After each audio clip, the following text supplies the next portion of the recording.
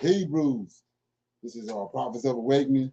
It's our evening Sabbath class, the 12th of February, 2022. I'll be taking a look at Jubilee 16 and 17. And we're gonna go in and look at that and break it down. I'm asking everybody to like, share, subscribe to Prophets of Awakening channel, and hit the notification button. This is a non-Messianic channel. We're dealing with the Tanakh and the Torah. The Tanakh is the Old Testament, and the Torah is the first 5 books of the Old Testament that was given to Moses upon Mount Sinai by the Lord of hosts. Shalom and welcome everyone to Prophets of Awakening channel. Welcome to our evening Sabbath class. We're going to do our normal thing. That's the moment of silence, our prayer, songs, current events, and then with a little need-to-know information. Then we go into our Q&A. Okay? O Lord, righteousness and uprightness belongeth unto thee. Therefore we come before thee at this hour, seeking thy face, looking for righteousness and uprightness, that we may walk before thee as thy servants David and Solomon, Samuel and Hezekiah did, that we may walk before thee in truth and in righteousness and in rightness of heart. Give unto us, O Lord, an understanding heart, that we may discern between what's good and what's bad. For you possess that power, O Lord, to do just that. For we desire to walk after thee, O Lord, and to keep your commandments, your testimony, your statutes with all our heart and soul, to perform the words of the covenant that was written down by your prophets. O Lord, allow thy face to shine upon thy people. Hear our plea, hear and do, O Lord. Hide not thy face from us, for we need you so very much at this hour. Peace be unto you. Okay. With that being said, we're going to read the Psalms. Okay.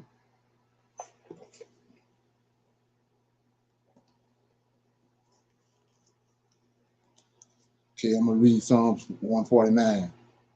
Praise you, the Lord. Sing unto the Lord a new song, and his praise in the congregation of the saints. Let Israel rejoice in him that made him. Let the children of Zion be joyful in their king. Let them praise his name in the dance. Let them sing praises unto him with the timbrel and the harp. For the Lord taketh pleasure in his people. He will beautify the meek with salvation. Let the saints be joyful in glory. Let them sing aloud upon their beds. Let the high praises of God be in their mouth, and a two-edged sword in their hand, to execute vengeance upon the heathen and punishment upon the people, to bind their kings with chains and their nobles with feathers of iron, to execute upon them the judgment written. This honor have all his saints. Praise ye the Lord. Okay. Anybody got any comments on what we just read in Psalm 149? Okay. Well, right here, this is like a super duper witness to what's being said over here on Prophets of Awakening. It says in verse 6, starting at verse 6, let the high praises of God be in their mouth, and let a two-edged sword be in their hands. Them is the saints, the ones that's going to get resurrected. In Ezekiel 37. So 7, you say, what are you talking about? 7, to execute vengeance upon the heathen. Who is the heathen? Gentile. So let it be known, the heathen, and punishment upon the people, to bind their kings. See that? Kings of the earth, royals, kings with their chains, and their nobles with feathers of iron, right? And this the promise I was telling you about, that was promised to all our forefathers, Joseph and all them, to execute upon them the judgment written. It was written in the scriptures. This honor have all his saints. They all knew that before they passed away. Praise ye the Lord. Okay. So with that being said, we're gonna go to current events. Anybody got any current events? Okay, I got a few right here. One of them right here. Okay, let me go back. Okay.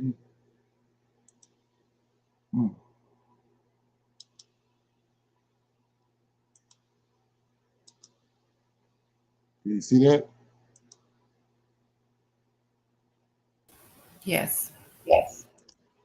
Now high enough, the threat is immediate enough. That's how U.S. National Security Advisor Jake Sullivan characterized a potential Russian invasion of Ukraine. Right here. The Biden administration has not presented specific evidence of any imminent invasion and was clear that it does not know if one will happen. But with Russian troops wargaming within range of its smaller neighbor, Western allies are more concerned than ever that the window to attack is now. More activity on all sides of the Ukraine crisis.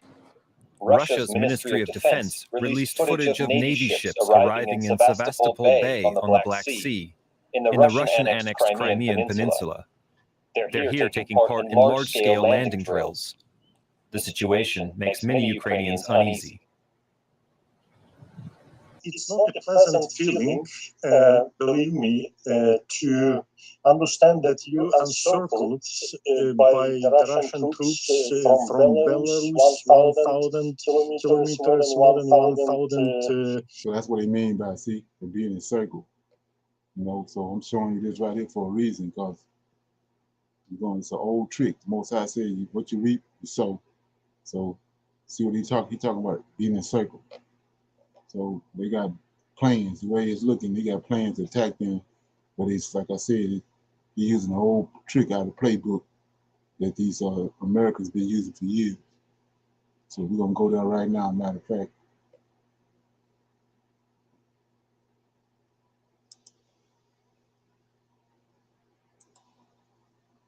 there you go right here.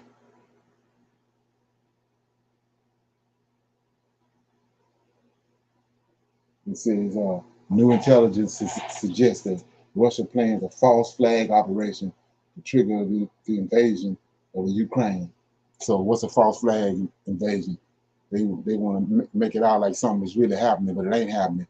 But the whole time they're gonna attack anyway. America do it all the time. They did it with 9/11, everything. They had all this stuff out, or they had drills going on, and knowing at the same time they're gonna cause them.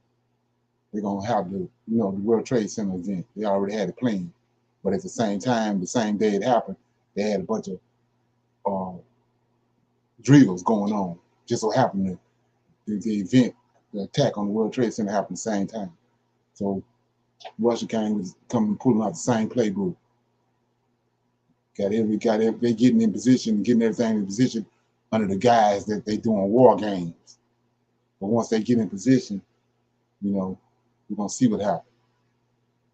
So it says the United States has obtained new intelligence that suggests Russia is planning to stage an attack that would falsely blame on Ukraine to justify invading the country, possibly as early as next week, according to multiple U.S. and European officials who have reviewed the intelligence or been briefed. So they know. That's why they're saying everything they're saying, telling them to get out and all that, because it's the same way they operate. The intelligence about a false flag operation was discussed in a quickly convened meeting in the White House Situation Room on Thursday evening, and helped prompt renewed calls from the Biden administration for all Americans to leave Ukraine immediately, according to the officials familiar with the matter, who spoke on conditions and the anonymity to discuss sensitive intelligence. The precise time and the nature of the Russian operation was unclear. The United States has already accused Russia of planning to film a fake attack against Russian territory or Russian-speaking people in eastern Ukraine. The new intelligence is distinct from the alleged operations, the official said. Okay, so like I said before, that's how they own playbook. They've been doing it for years. Just like I was showing you this morning, how they go in, train people over here in America, then bring them back over there and put them over certain countries, and the people thinking that they working for them, but America done planted them there. Everything they doing is according to what they want them to do, like Obama. We primed and prepped before they brought him to the White House. Then they made it look like he came up out of the ranks, but the whole time they prepped him and trained him, brought him up to do just what he done those 8 years. None of it wasn't for the Israelites. That wasn't a coincidence. Okay. Here we go with another one.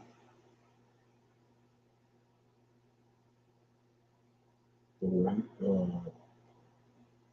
I don't know if anybody know about this right here. This situation. Let me get out of that. That Joe Rogan got into over the last week. He made a statement about dissing that the jab. Okay, let me check it out. They can't do nothing with him though. You better not miss. Cancel culture came for Joe Rogan last week. Rogan invited doctors on his podcast to discuss early treatment for COVID. So they put sock in Whoopi Goldberg's mouth, but they can't put one and preventative treatment. And the Pfizer-funded media went berserk. First, they said he was dangerous for spreading medical misinformation. They basically accused his podcast of killing people. So Rogan hit back at CNN this week. The answer is not to silence me. The answer is to you to do better. The answer is for you to have better arguments. If you're in business and your business is the news and you want to get more people to pay attention, you should be honest. Stop this editorial perspective with guys like Brian Stelter and Don Lemon that nobody listens to. Nobody is like chiming in saying, oh yeah, finally we get the voice of reason. And the mob was split. Their power weakened. Here's Jon Stewart siding with Rogan. In the Iraq War, I was on the side of what you would think on the mainstream is misinformation. I was promoting what they would call misinformation. But it turned out to be right years later, and the establishment media was wrong. The establishment media is wrong a lot. But for them, how can something be wrong when it feels so right? So now they're just left dumbfounded. Well, I admit I'm out of ideas for what to do about Joe Rogan. I'm officially out of ideas. CNN's been officially out of ideas for a while. But I have an idea for him. Stop trying to get Americans fired and just report the news. So you see how they're doing. It's another one of these ploys, and this time they're using this guy Joe Rogan. Never stops. Have anybody heard anything about that?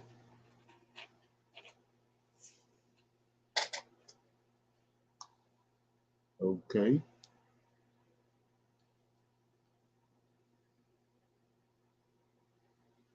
Okay, play this right here. This has to do with Pastor Dow. Anybody know him?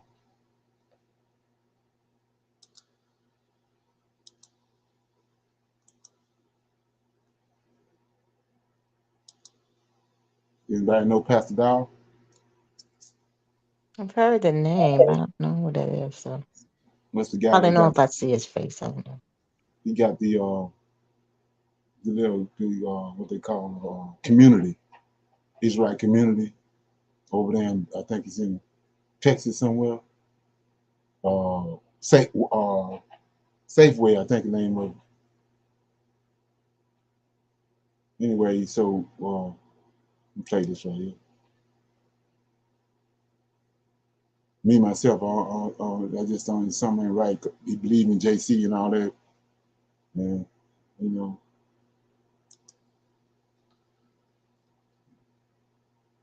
Okay, I think I'm in the wrong place. Yeah, I'm gonna go with it. So let me get to 6. Yeah, okay, sure.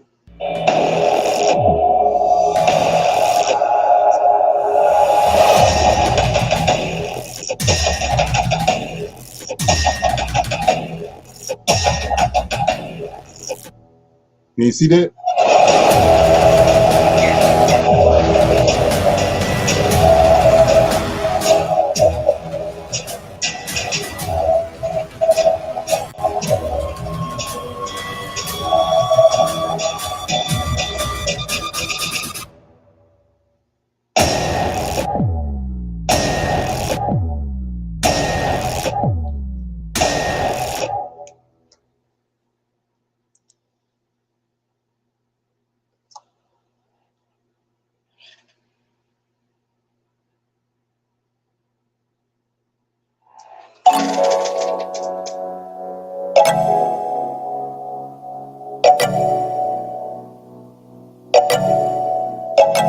We've been down for too long.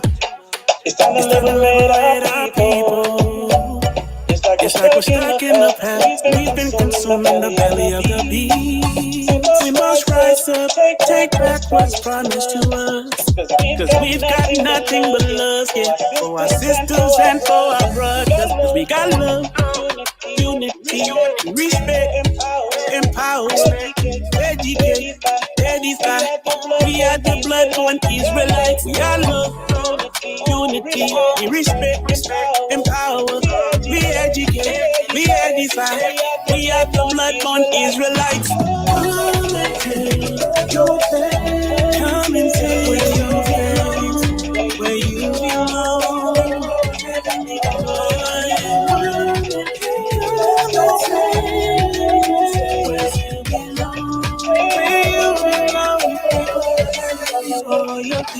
Royalty, royalty, royalty, royalty, royalty, royalty, royalty. Let's build, for the kingdom is near. Like a lion, have no fear. We must rise up, take back what's promised to us. Cause we've got nothing but love here for our sisters and for our brothers. Cause we got love, unity, respect, empower, educate, edify. We are the blood-born Israelites. We are love, unity, respect. Shalom, it's Ron Dalton here. Just giving you guys an update. So Pastor Donald did a video, and I got tagged with the video. And the video said, I think the title was "They Say We Should Leave This Country." And in the beginning of the video, I'm gonna give you guys a short version and a long version. A short version and a long version. If you want to hear the long version, just keep watching the video. If you want to hear a short version, here it goes.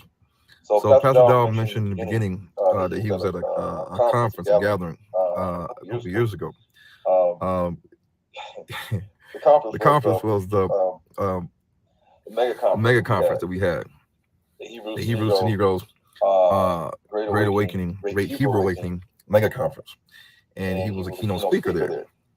I don't know why he didn't mention that it was Ron Dalton's and the Great Awakenings conference, or just Ron Dalton and Pastor Howard was the ones that put together the conference and invited a lot of the Hebrews there, like B'nai Israel, Zion Lex, Only Love, Austin, Pastor Dow, Divine Prospect was there, the House of Israel, Chief Ephraim and Shawapar.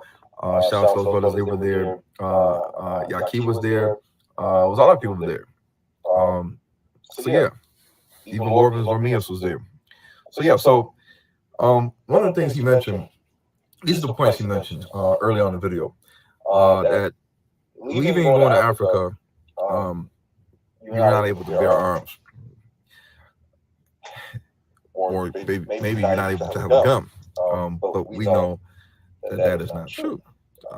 If you look up the gun laws in Africa, in various countries, you will see what they are. So what we are dealing with right now is the fact that I was talking earlier this morning about having the right knowledge and praying to the Most High that you see the right knowledge. So this is not the time to have the wrong knowledge. And keep that in mind. And anybody can do research and find these things out.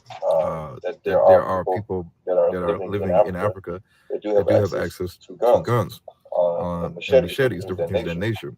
Now we know in America, many people own guns, and they own high-power weapons, M16s, and stuff that is military-grade style weapons. And we have white militias and we have black militias. And they have enough weapons to fight a small army. In America, black people, white people, Arabs, Jews, Asians, East Indians, everybody can go to the gun store down the street, just like going to the grocery store, and they can get them a weapon, as long as they don't have anything that prevents them from getting a weapon. One of the things we have to ask ourselves is two questions.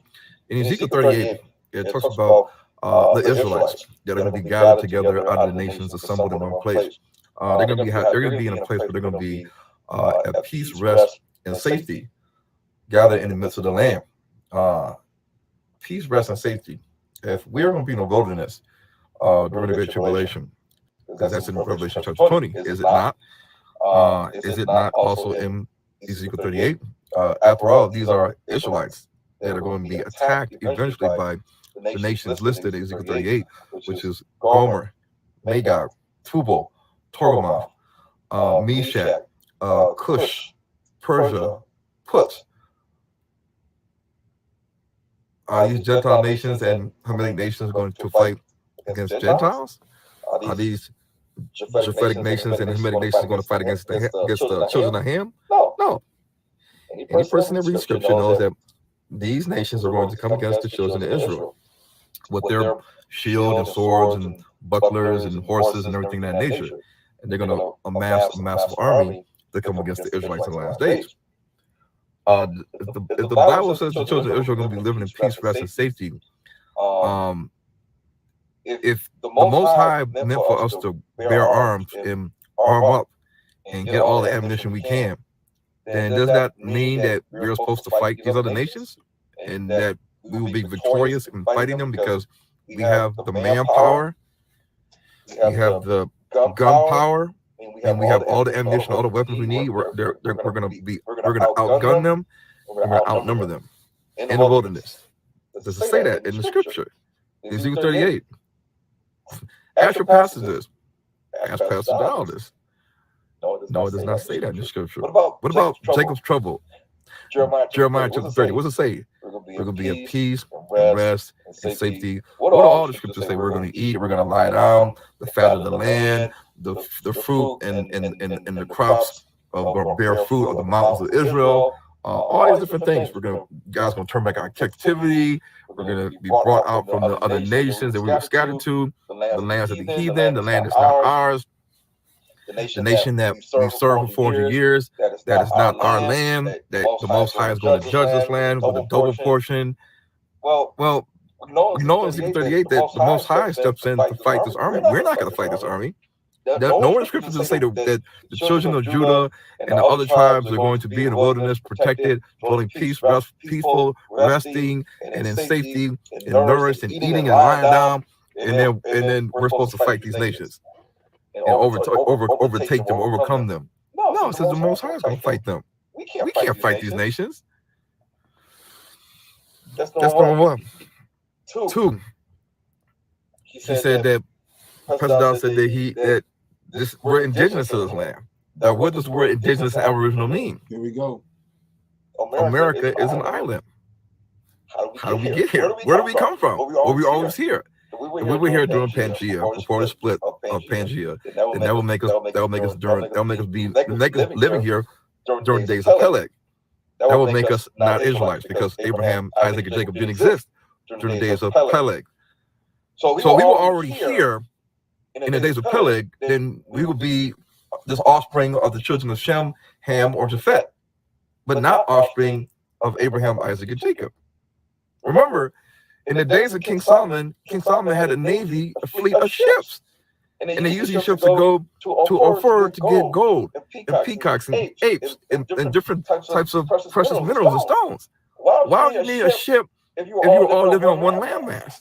In the days of King Solomon, before they even had the sieges of the Assyrians and Babylonians. We got to start using our heads.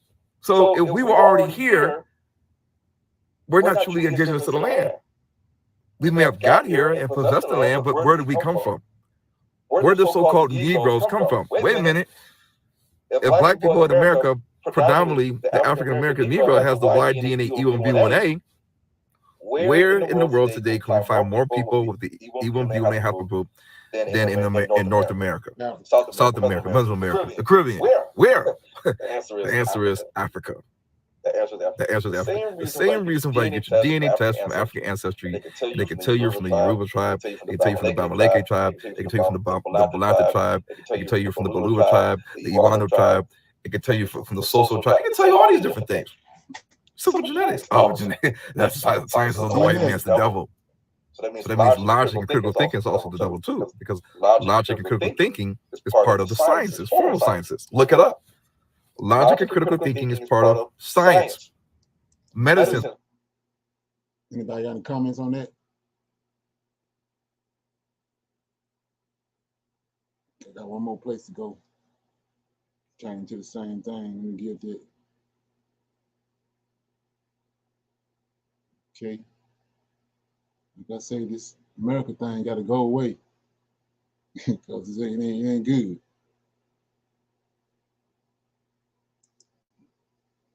Here we go. So we got Israelites that believe they were better off in America. And you say, well, Brian, where's this coming from? It's coming from mostly 90% of the Israelites in the Caribbean, in America, at least from what I see on social media. Their impression is that we're better off staying put where we are, and that there's no need to go to Africa. There's no need to go anywhere else. But this is our land. This is our land. And we're not going anywhere until the Most High removes us from this place. And I always ask one question. I say, is this our land? Scripturally, can you prove that God gave this land to Abraham, Isaac, and Jacob? Did God give Abraham, Isaac, and Jacob a land covenant? And did he say that I'm going to give you the land of America, or the land, whatever, Arsaras, or whatever you want to call it? Is that anywhere in the scripture? And I see this in Clubhouse. I see this, in WhatsApp. I see this. I just see this a lot. Even at conferences, people raising hand and say, they ask their questions, and I say, can you show me scripture where it shows that America's our land? And they just that's not such a question I asked. That's not the answer I want. I say, can you answer the question? Is there anywhere in scripture that God gave the land covenant to the children of Israel and their forefathers, the land of America? Yes or no? Answer the question. They can't answer the question. I asked them, can you truly own land in America? Yes or no? And most people, they know the answer. Even older folk that's older than me. If they want to be truthful, and I say, we're supposed to tell the truth and not lie. Yays just like let our yays be yays, and knows be no.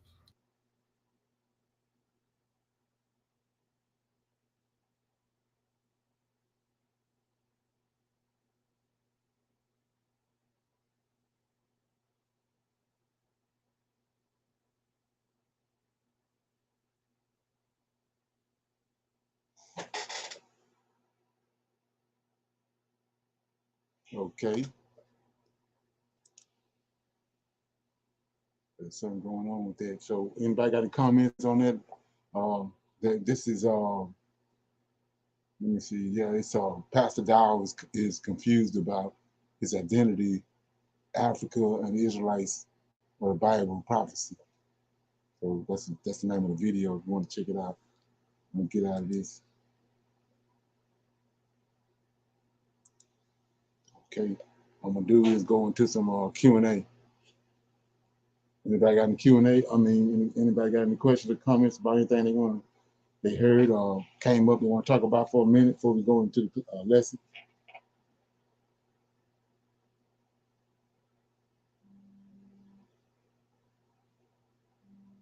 Okay, nobody got no questions or comments?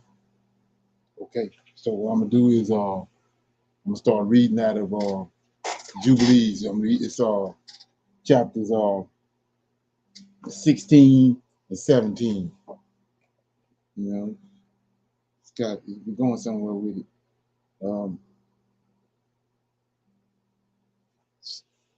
I'm in Jubilees chapter 16. On the new moon of the 4th month, we appeared to Abraham. This we is these angels. In Pacific is Michael, Gabriel, and Raphael. It says on the new moon. This is in Genesis 18. 3 angels, 3 men that came to Abraham. On the new moon of the 4th month, we appeared to Abraham at the oak of Mamre, and we talked with him. And we announced to him that Sarah, his wife, would give him a son. And Sarah laughed, and she heard for she heard that we had spoken those words to Abraham. We warned her, and she became afraid and denied that she had laughed because of the words. We told her the name of her son, as his name is ordained and written in the heavenly tablets, and it is Isaac. So that goes along with Daniel. And Gabriel told him that it's him and Michael, the only two looking on this book of life. And he called it the heavenly tablets right here, but it's the book of life. That's how these angels are able to prophesy to our forefathers, because they're looking on this book.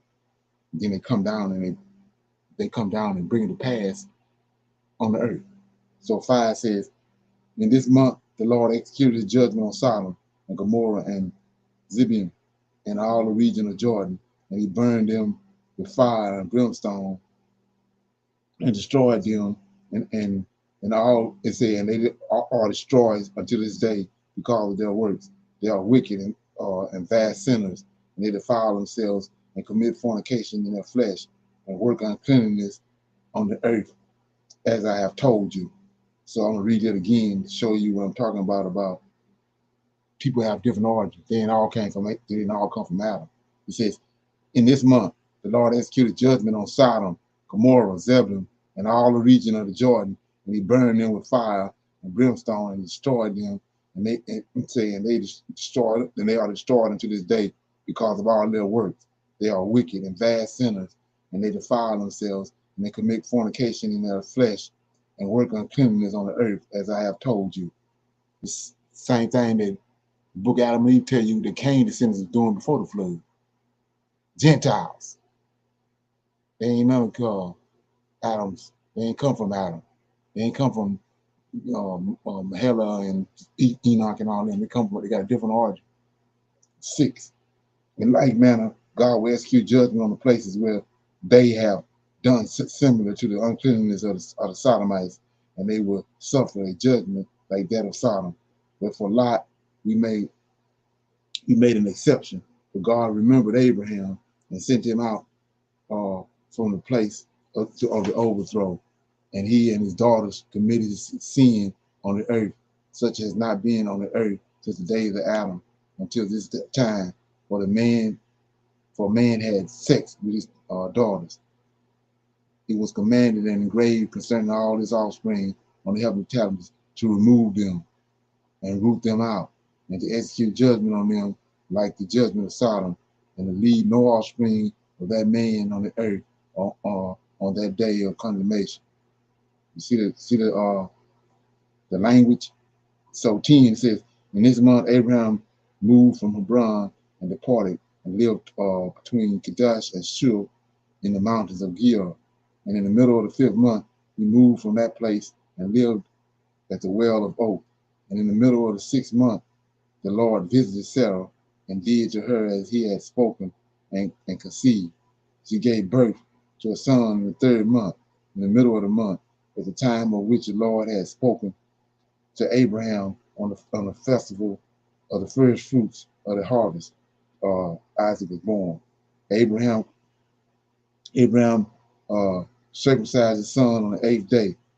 He was the first that was circumcised according to the covenant that is ordained forever. In the 6th year of the 4th week, we came to Abraham at the well of oak, and we appeared unto him. And we returned in the 7th month and found Sarah with a child before us, and we blessed him, and we announced to him all the things that he had decreed concerning him, so he should not die until he should begot 6 more sons and saw them before he died. Okay, so I'm gonna go back right here, show you something. It says, verse 13. Remember what they sound to say JC was born. They say JC wasn't born on the 25th of December like they say, but he was born during the harvest, right? So look right here. It's Isaac. And she gave birth to a son in the 3rd month, in the middle of the month, at the time in which the Lord had spoken to Abraham on the festival of the first fruits, harvest, right? For the harvest, Isaac was born. So this is where they get me from. Okay? Anyway, 17 says, this is chapter 16 of Jubilee, verse 17. But in Isaac should his name and offspring be called, and that all the offspring of his sons all the sons said, but in Isaac shall his name and offspring be called, and that all the offspring of his sons should be Gentiles and be counted with the Gentiles. But for the sons of Isaac, one should become a holy offspring and should not be counted among the Gentiles. So he's talking about Ishmael. Ishmael's sons was counted as Gentiles, whereas Isaac's sons was not. 18, for he should become a portion of dowry of the Most High, and all his offspring fallen into the possession of God, that they should be to the Lord a people of his possession above all nations, and that they should become a kingdom and priests and a holy nation. We went our way and announced to Sarah all that we had told him, and they both rejoiced with a very great joy.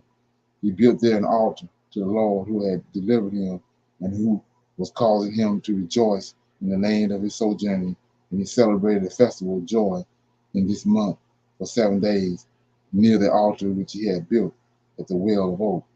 He built tents for himself and for his servants on this day, on this festival, and he was the first to celebrate the Feast of Tabernacles on the earth. So this the festival of booths. Abraham, this is where he started it right here. 22.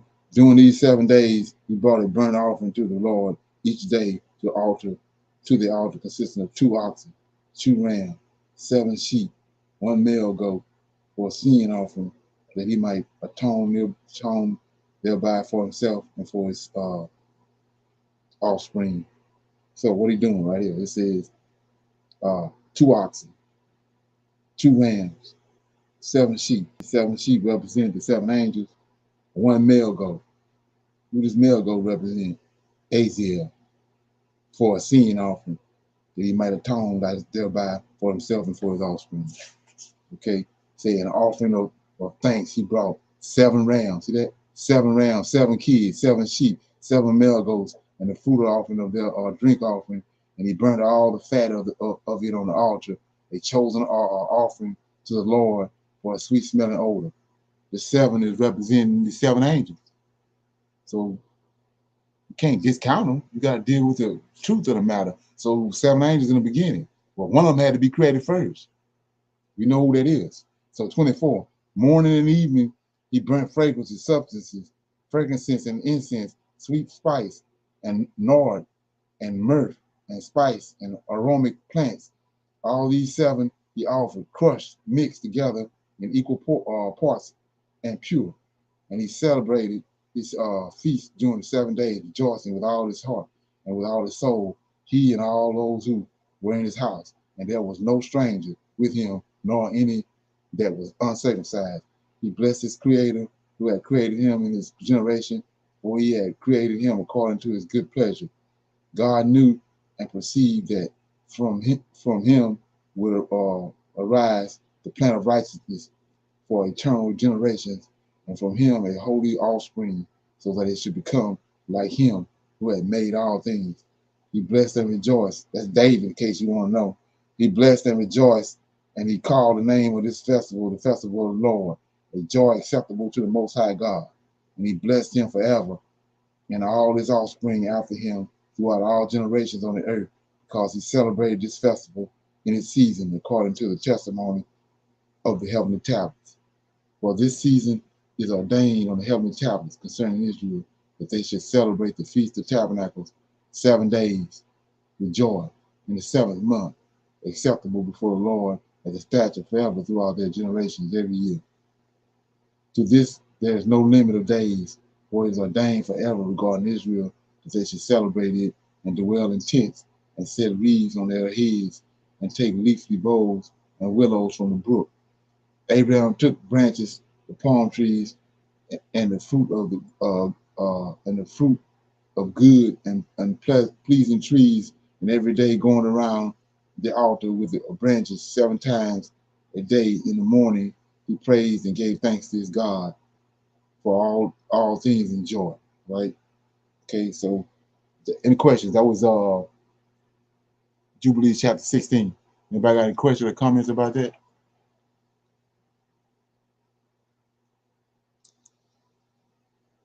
Okay. Shalom, bro. So, with anybody got any questions or comments about chapter 16? So, verse 30 says, to this there is no limit. This is talking about the Feast of Booths, Feast of Tabernacles. For it is ordained forever regarding Israel that they should celebrate it and dwell in tents, set wreaths on their heads, and take leafy boughs and willows from the brook. So when you read that, I mean, the first thing I do when I read that, they took this and they incorporated when JC came in, supposedly came into the city, and the Day of Palms before Easter, Palm Sunday. Okay. Anyway, so now I'm in chapter 17. In the first year of the 5th week, Isaac was weaned in this Jubilees, and Abraham made a great banquet in the 3rd month.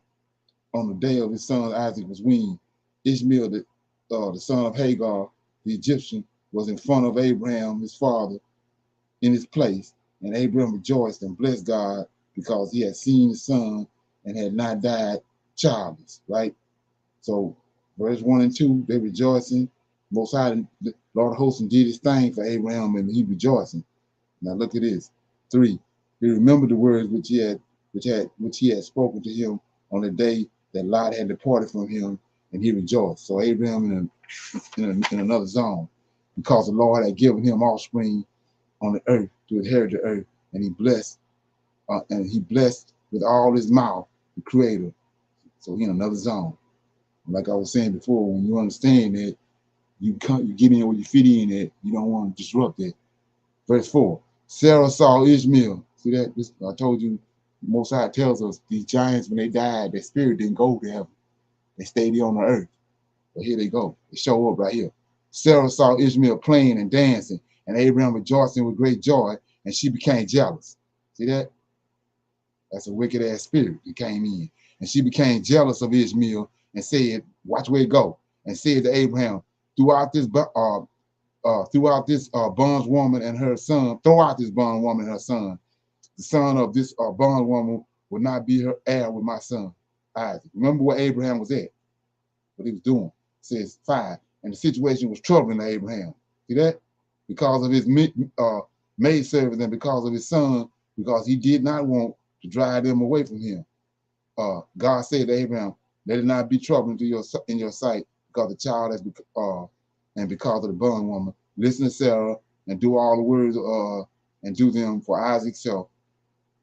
Isaac shall for in Isaac shall your name and offspring be called. But as for the son of the bondwoman, I will make him a great nation, because he is of your offspring.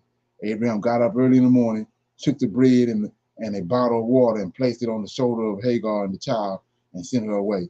She departed and wandered in the wilderness of Beersheba, and the water in the bottle was spent, and the child was thirsty and was not able to go on, and fell down. his mother took him and laid him under an olive tree and went and sat down away from him at a distance of a bow shot. For she said, let me not see the death of my child. And she sat and wept.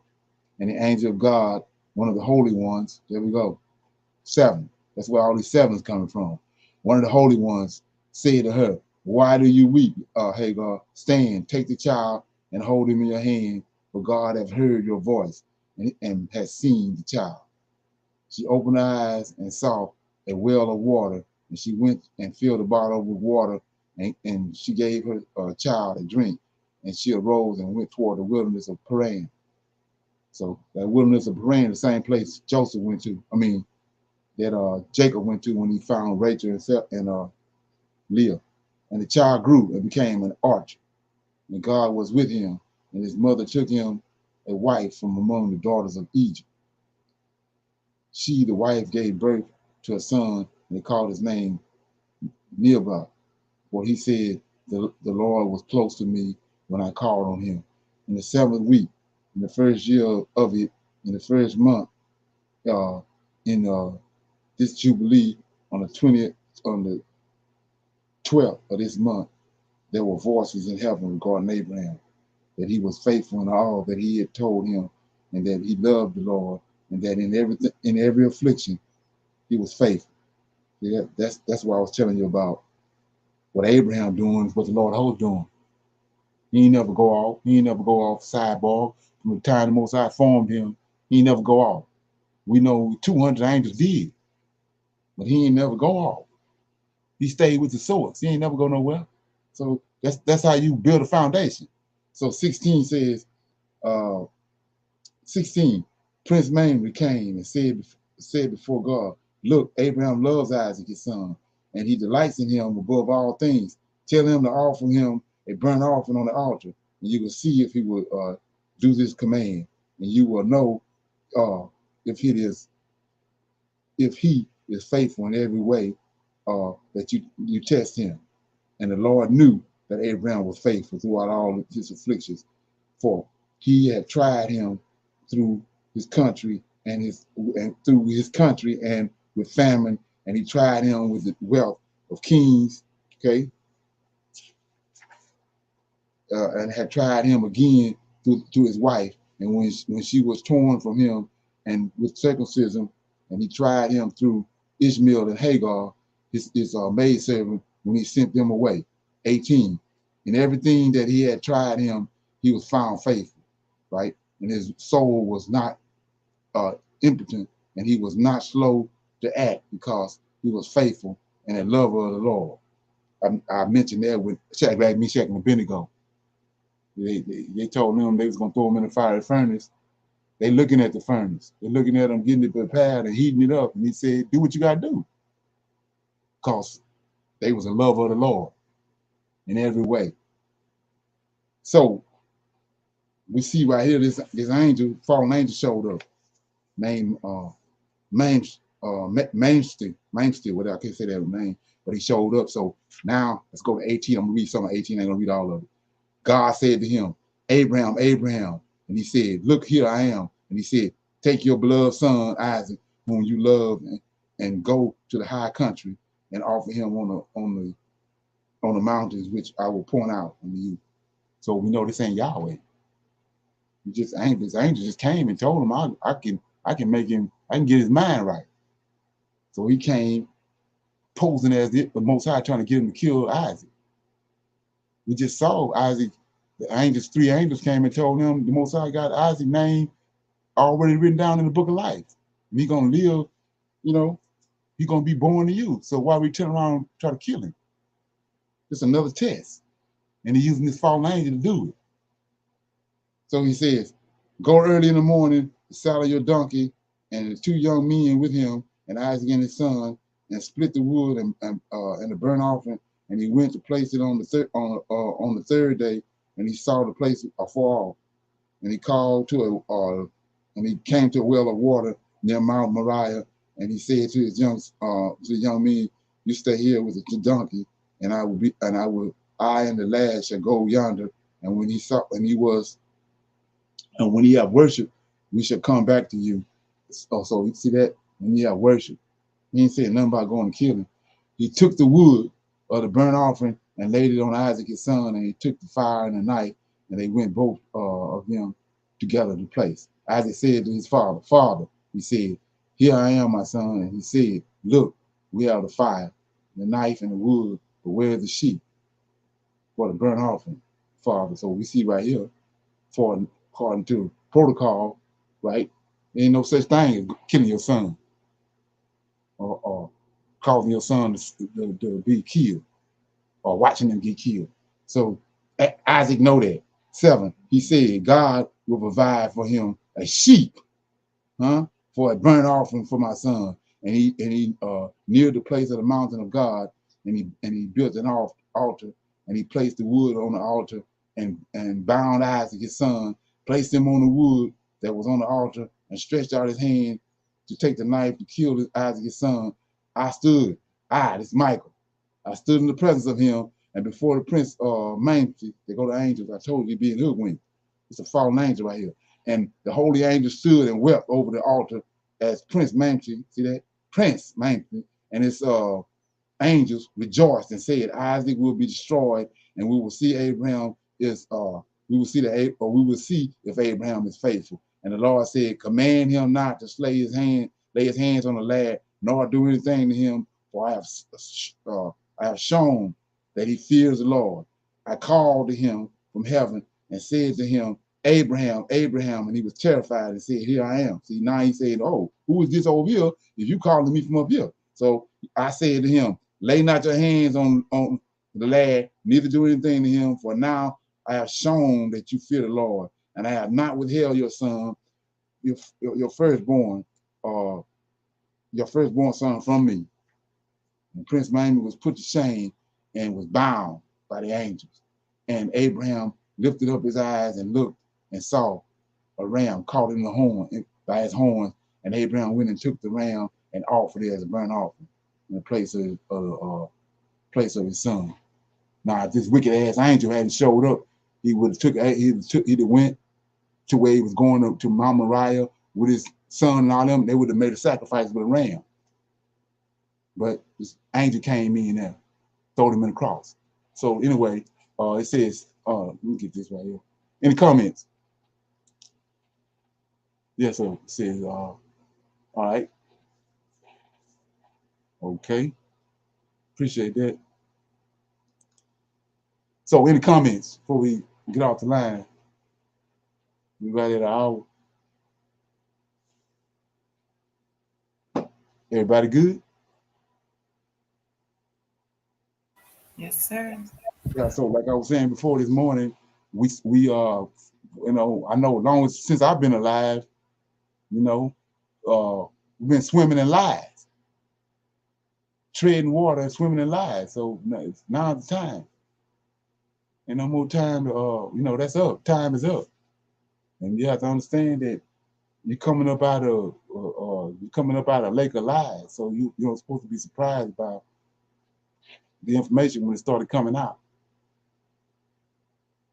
Especially if the dots getting connected for you. Okay.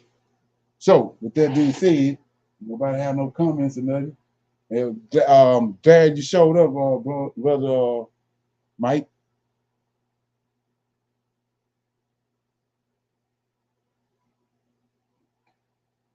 Okay. I'll say shalom everybody. I'll see y'all on Tuesday at 8 o'clock for advanced Bible study. Shalom. Shalom, everyone. Okay. Shalom.